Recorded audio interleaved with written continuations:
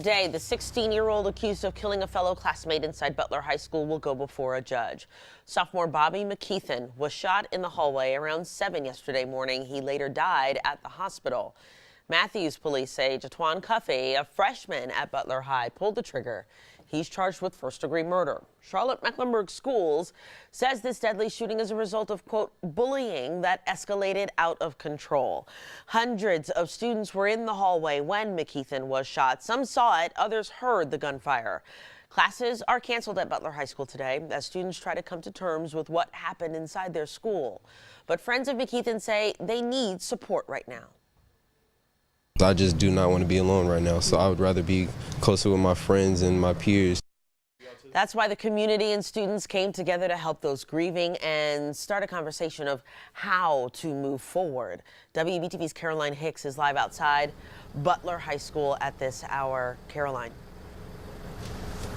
Well, Christine, yesterday was a day at Butler High School that students there will likely never forget. Some of them witnessing a student shoot another student in the middle of the hallway. But one thing is for sure, as they move forward, the community is coming together to grieve the loss of their own. Now, that started last night as they held a prayer vigil down the street at Greater Life Church. The community coming together, praying for the students and the McKeithen family. Meanwhile, classmates and their families gathered outside of the high school, coming to terms with what happened earlier that day and remembering 16-year-old Bobby McKeithen, who died in the hospital after 16-year-old Jatwan Cuffey shot him. Hundreds of people coming together to release balloons in his memory. Bobby was truly a really good kid. You got an older brother and a mom who has to bury her son. No mother should ever have to do that. No mother should have to bury her own child, all because of what? Because you guys had beef with one another? That's just not right. Cuffey is due in court today at 1 p.m. He is charged right now with first-degree murder. Back to you guys. You know, Caroline, you were out there. The moments after this happened on campus is just a stark difference to how the scene was yesterday to how it is this morning. That's right. This morning, the only signs that anything happened yesterday are a few balloons swaying in the distance and also a sign from another nearby high school pledging their solidarity with this high school. But it is strange to see it this way this morning because this area right here yesterday was swarmed with groups of people, parents wanting answers yesterday as they marched down the street here and onto the campus to get answers and to get their students out of the school. And it wasn't too long after they made their way onto the campus that the students were able to break out of the high school and start running onto the courtyard there and reuniting with their parents. So again, it was a very different scene here yesterday than it is this morning. Yeah, from chaos and confusion to now eerily quiet this morning. Thank you, Caroline, for your reporting on this. Charlotte-Mecklenburg School says it is making counselors available to any student or staff member who wants to talk with somebody about what happened. Well, parents we spoke to say they found out about the shooting from messages from their kids inside the school. Their gut-wrenching texts no parent ever wants to receive. In this one, a student writes, "Mom, help please, I never ran so fast." Another, "I'm scared, it was right next to me." And this one, "Mom, they said someone was shooting, I love you." These are just a few of the thousands of texts that went out. And received a text message from my son telling me, "Ma, if I die, I love you." Not knowing where to pick up their children after the shooting, things got a little chaotic. Parents say Matthews police told them to go to Elevation Church on the other side of Independence Boulevard, but CMS said students would not be released or sent there. That's when a group of parents made the decision to march to the school, cross police barricades, and go to the front door of the school.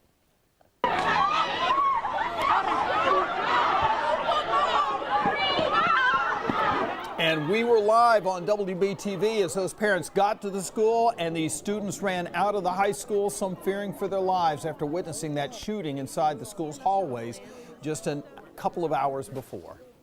Some parents want to know why it had to come to this to get their children after a shooting in the school. They say they're frustrated with CMS's response. Others say they think CMS did the best it could. Parents say they did get alerts when the shooter was arrested and when the lockdown was lifted, but there was no instruction on how to pick up their kids. We took your concerns to school leaders. Superintendent Dr. Clayton Wilcox says this is something the district is working on. Unfortunately, to compete with kids' own social media, it becomes very, very difficult because then, we've got to an age where parents, I'm not sure, believe us over their own children. We've got to find a way to communicate more effectively with our communities. Wilcox also said CMS wanted to make sure a proper system was in place before kids were dismissed because school officials have to know who they're releasing kids to. All right, coming up later at 6:30. Was shot. They want us to go to class. Kids are crying. It's a mess. A student inside Butler High sent us this video from inside the school when students weren't being let out. We're talking to him about what happened and getting his reaction. And stay with us as we continue to follow this story and learn more about what happened inside the walls of Butler High School. It is 6:08, and I want to tell you about our alert to the day. Live pictures from Pittsburgh. This is the Joshua Cherry shot this video after the lockdown lifted. We were there for an hour and a half waiting. A waiting game growing more tense by the minute. Students wanting to see their parents after one of their own classmates was gunned down in the hallway. A kid was shot. Students confused why teachers told them to continue on to class. They told us it would be a normal day. That's when things started to kind of go downhill. Parents banging on the doors, police unable to hold students back as they charged outside. Eventually the cops, they let everyone out. Sherry says fights break out at Butler High School all the time, but nothing ever like this. He says he wants to see real change. Maybe we do have to have metal detectors in the school, checking kids, seeing what they have on them, just making it safer for all of us.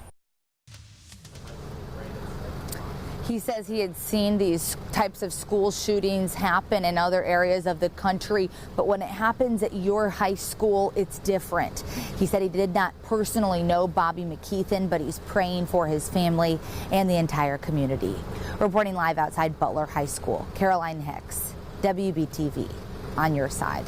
Officials say security improvements have been in the works for the past several months, but school officials say they don't yet have plans that would necessarily prevent someone from bringing a gun into school. With multiple security scares just this year, CMS officials say they're ramping up security the best they can. Just this month, CMS was granted an extra $4.5 million to upgrade school security, bringing the total to $9 million.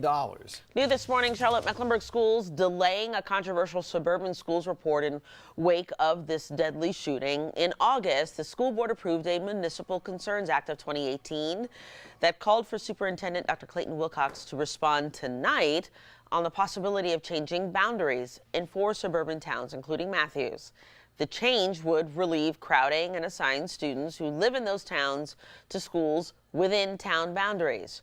School board leaders say the act was their response to House Bill 514, which the General Assembly approved in May. That gives the 4 towns the authority to create municipal charter schools. According to the Charlotte Observer, the boundary report will now be delivered on November 7th. WBTV's Dedrick Russell will be at tonight's school board meeting, so make sure to stay with WBTV News for any updates. And of course, we'll be following the